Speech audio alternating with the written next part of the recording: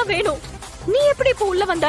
Cool Mitra, இப்படி நான் வந்ததும் வராதுமா இவ்வளவு கேள்வி கேட்டா நான் எந்த கேள்விக்கு தான் பதில் சொல்லுவேன்? இன்னைக்கு உன்னோட கேள்விக்கு பதில் சொல்றது மட்டும் இல்லாம என்ன ஆனாலும் சரி உன்கிட்ட பேசிட்டு போறதுக்காக தான் வந்திருக்கேன். அதனால பொறுமையா ஒவ்வொரு கேள்வியா கேளு.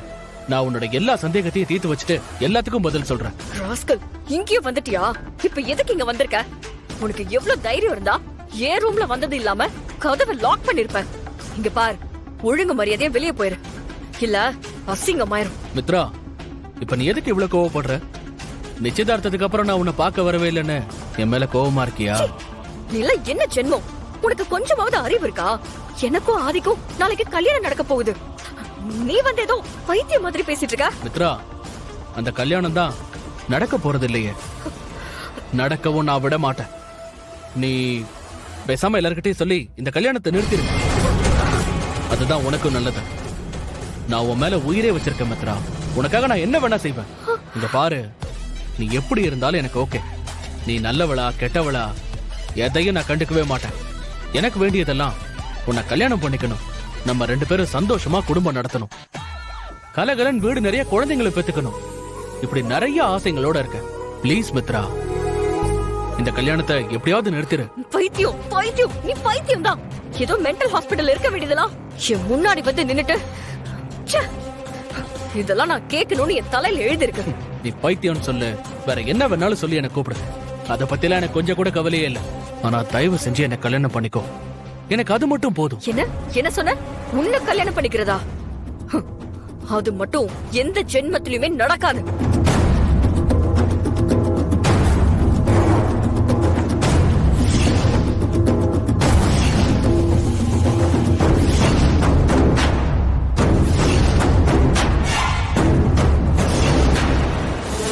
மித்ரா, இதுக்கு மேல என்னால பொறுமையா இருக்கவே முடியாது. உனக்கு இப்பவே தாலி கட்டி என் பொண்டாட்டி ஆக்கிக்க போறேன்.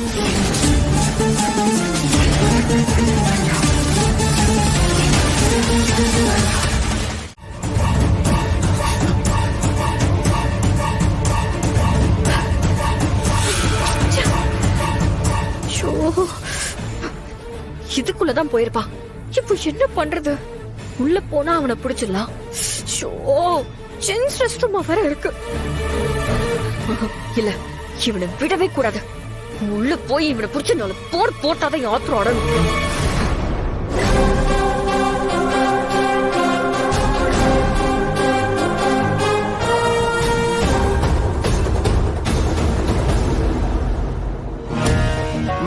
மேல போர்டு இருக்கிறத பாக்கலையா? இது ஜென்ஸ் பாத்ரூம்மா. லேடிஸ் பாத்ரூம் அங்க இருக்கு.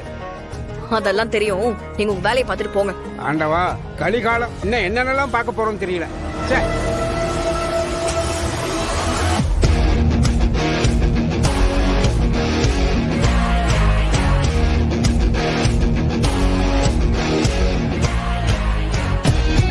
மித்ரா, இங்க என்ன பண்றீங்க? அது ஒருத்தனை துரத்திட்டு வந்த, அவன் இதுக்குள்ளதான் வந்து ஒளிஞ்சுக்கிட்டு இருக்கான். என்ன சொல்றீங்க? துரத்திட்டு வந்தீங்களா? யார் துரத்திட்டு வந்தீங்க? அவன் யாரு என்னன்னு தெரியல. ஆனா அவன் மாஸ்க் போட்டிருந்தான். திருடனா இருப்பான்னு நினைக்கிறேன். ஏமா, இங்க என்னமா பண்ணிட்டு இருக்கீங்க? பேசுறதுக்கு வேற இடமே இல்லையா?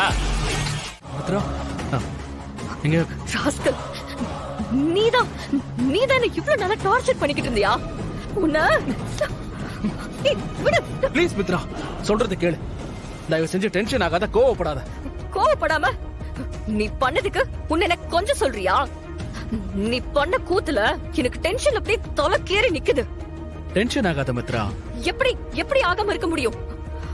நீ பவானியோட பையன். ஆதி உனக்கு அண்ணா. நீ இப்படி ஒரு காரியத்தை பண்ணுவேன்னு நான் கனவுல கூட நினைச்சு பார்க்கல. இந்த விஷயம் மட்டும் உங்க அம்மாக்கு தெரிஞ்சா என்ன ஆகும்? கொஞ்சமாவது யோசிச்சு பாத்தியா? பேசி முடிச்சிட்டியா மித்ரா? நீ சொல்றதெல்லாம் எனக்கு புரியாம இல்ல. ஆனா நான் உன்னை ரொம்ப லவ் பண்றேன் மித்ரா. உன்னை விட்டு போக எனக்கு மனசு இல்ல. அதனாலதான் இந்த மாதிரி எல்லாம் பண்ண. எப்படியாவது நான் உன்னை கல்யாணம் பண்ணிக்கணும்னு ஆசைப்படுறேன். நீ என்ன பேசுறன்னு தெரிஞ்சுதான் பேசுறியா? நான் உன் அண்ணா ஆதிய நாளைக்கு கல்யாணம் பண்ணிக்க போறேன். நீ என்னடானா என்ன கல்யாணம் பண்ணிக்கணும்னு ஆசைப்படுறேன்னு சொல்ற? உங்க அண்ணன் கல்யாணம் பண்ணிக்க போற பொண்ணுக்கு இப்படி தாலி கட்டணும்னு நினைக்கிறியே? கொஞ்சமாவது யோசிச்சு பாரு. இதெல்லாம் நினைச்சு பார்க்கவே உனக்கு அசிங்கமா இல்ல? மித்ரா, பேசி முடிச்சிட்டியா? எனக்கு அசிங்கமா இருக்கா இல்லையாங்கிறத நான் உனக்கு அப்புறமா சொல்றேன். ஆனா நான் கேட்கிற கேள்விக்கு நீ முதல்ல ஒழுங்கா பதில் சொல்லு. என்ன கேட்க போற? எங்க அண்ணனை நீ காலையில கல்யாணம் பண்ணிக்க போற. உன்னை எனக்கு பிடிச்சிருக்குன்னு நான் உன்னை கல்யாணம் பண்ணிக்க ட்ரை பண்றேன். அது தப்புன்னு நீ சொல்ற. சரி, ஓகே, தப்பாவே இருக்கட்டும். ஆல்ரெடி கல்யாணம் ஆகி குழந்தைங்களோட இருக்கிற எங்க அண்ணன் ஆதிய நீ கல்யாணம் பண்ணிக்கணும்னு பாக்குறியே, அது உனக்கு தப்பா தெரியலையா? பாரதி அண்ணி பத்தியும் குழந்தைங்களை பத்தியும் யோசிக்காம நீ சுயநலமா இந்த முடிவெடுக்கிறப்போ உன்னை எனக்கு பிடிச்சிருக்கு, உன்னதான் நான் கல்யாணம் பண்ணிப்போன்னு நான் இந்த முடிவெடுக்கிறதுல என்ன தப்பு இருக்கு? ஆனந்த், உனக்கு இந்த விஷயம் தெரியுமா? நீ என்ன பேசுற மித்ரா? ஆதி என்னோட அண்ணன். அவருக்கு கல்யாணம் ஆன விஷயம் எனக்கு எப்படி தெரியாம இருக்கும்? இங்க பாரு, இந்த மாதிரி எல்லாம் நீ பேசினா நீ பண்றதெல்லாம் சரின்னு ஆயிடுமா? நீ பவானியோட பையன். அந்த ஒரே ரீசனுக்காக தான் நான் எந்த பிரச்சனையுமே பண்ணாம அப்படியே விட்டு போறேன். இல்ல நடக்கிறதே வேற. உன்னை கூட்டிட்டு போய் எல்லாரும் முன்னாடி நிக்க வச்சு அசிங்கப்படுத்திடுவேன்.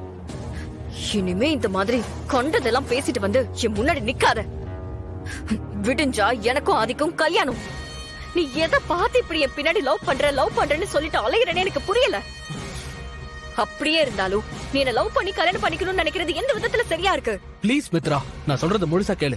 நான் உன்னை பார்த்த நாள்ல இருந்து உன் கதையெல்லாம் கேக்குறதுக்கு நான் தயாரா இல்ல. எனக்கும் உனக்கும் எந்த ஜென்மத்திலுமே செட் ஆகாது. கல்யாணத்துக்கு வந்தோமா, கல்யாணம் முடிஞ்சு கிளம்பி போனோமான்னு இருக்கணும்.